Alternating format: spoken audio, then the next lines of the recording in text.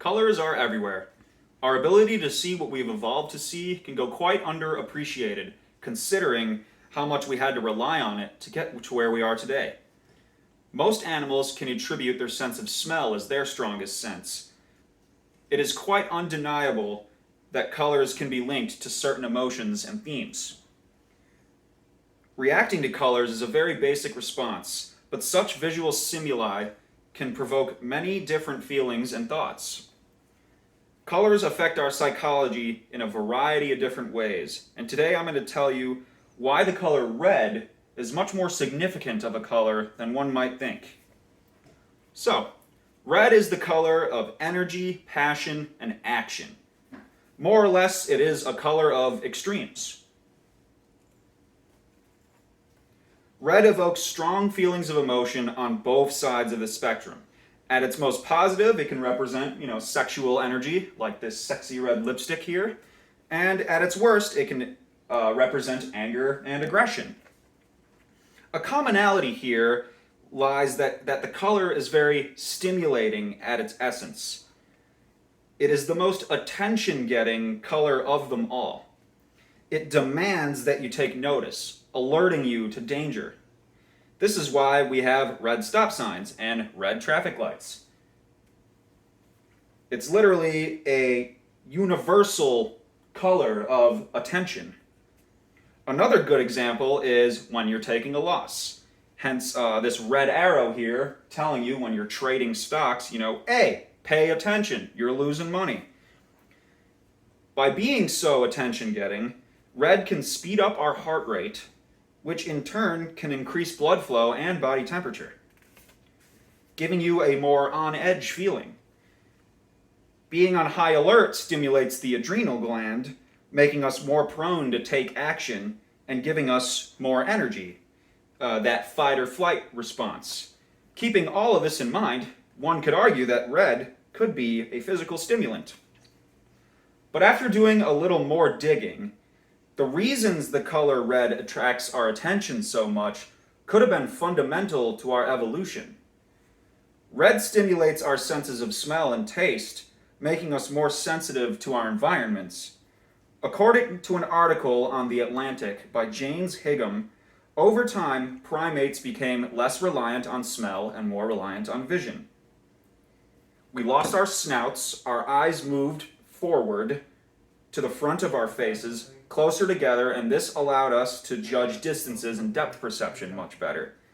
In addition to this, though, cardarines, which are one of our more ancient ape ancestors, evolved what we call trichromacy. And trichromacy is a gene split that happened in our distant past that made us see 3 different colors instead of 2. Each of these codes allow you to see light at a different wavelength. Blue being the shortest wavelength, green being a medium-sized wavelength, and then red being that special one that we developed later, being the longest of the wavelengths. So, as you can see here, this distribution here is very even, and this is our human distribution.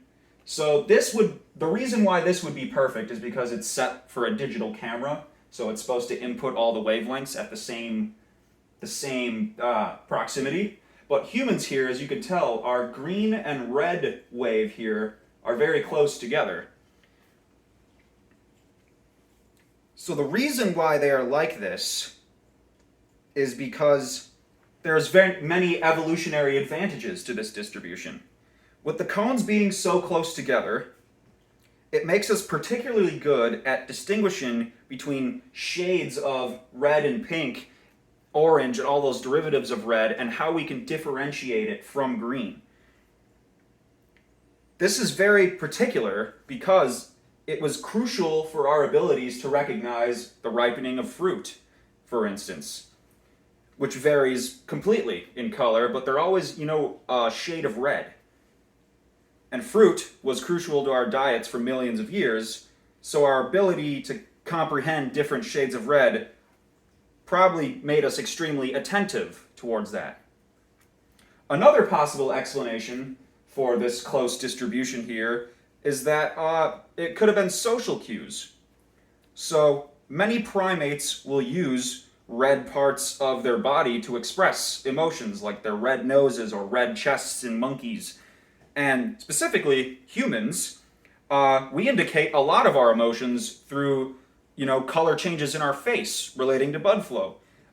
Hence, why when we are worried or when we're sick, we are noticeably paler. And when we're embarrassed or angry, we are noticeably more red, and so on. Maybe those social cues are also responsible for this closing of the cones. So I tried to offer a reasonable and scientific explanation for why we are so drawn to the color red. It's not my favorite color, but its importance and attention-getting qualities can't go unnoticed. There's a reason it is the most used color on most flags in the world. It just has a kind of a pull to it, an attention-getting pull. Use red if you want to draw extreme emotions out of people.